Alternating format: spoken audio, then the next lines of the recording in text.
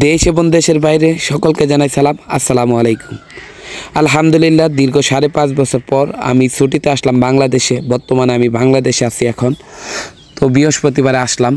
তো এখন বর্তমানে অনেকে আমাকে প্রশ্ন করে থাকেন, ভাইজান সিডর গ্রুপ কোম্পানি সিটি ক্লিনার অনেকের কিন্তু ভিসা হয়েছে, অনেক দিন হয়েছে।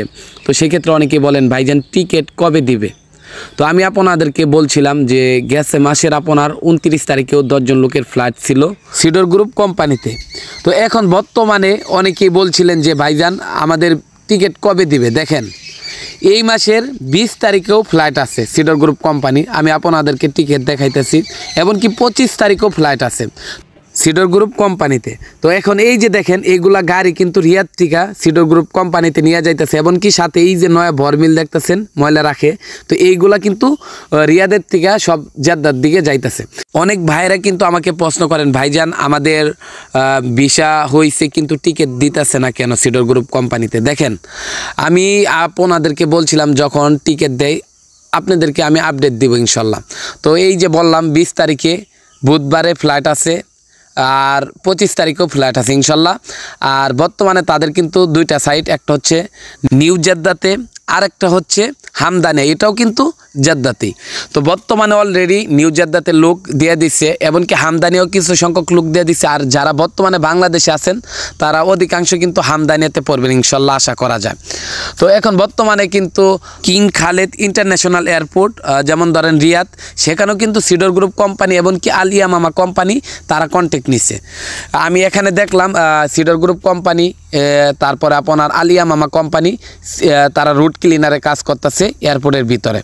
তো আমি সবসময় বলি দেখেন বিদেশ হচ্ছে রিজিক, এমন আছে আপনার রিয়াদেও পড়তে পারেন, এয়ারপোর্টেও কাজ করতে পারেন, যেখানে ইচ্ছে সেখানে আপনাকে দিতে পারে, কিন্তু আমার মতো মরুভূমিতে দিবে না। তো অনেকে বলেন ভাইজান 500 অথবা 600 রিয়াল বেসিক বেতনে কি হবে। দেখেন আলহামদুলিল্লাহ এয়ারপোর্টে ইনকাম আছে।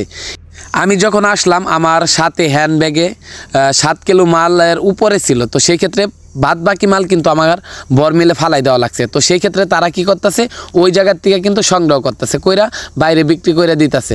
তো এইভাবে কিন্তু আলহামদুলিল্লাহ আউট ইনকাম হয়।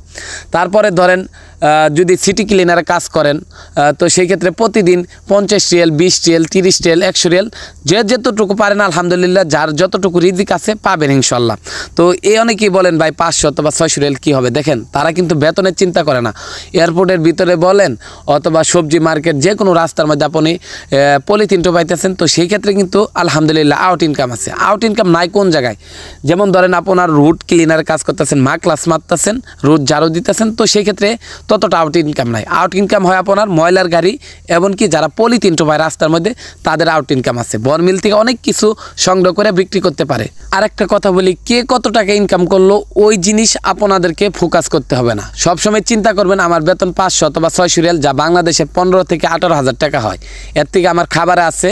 তো সেক্ষেত্রে আমি বাংলাদেশে 10 অথবা 12,000 টাকা ছাড়তে পারবো। এই চিন্তা করে আপনারা সৌদি আরবে আসার চেষ্টা করবেন ইনশাল্লাহ।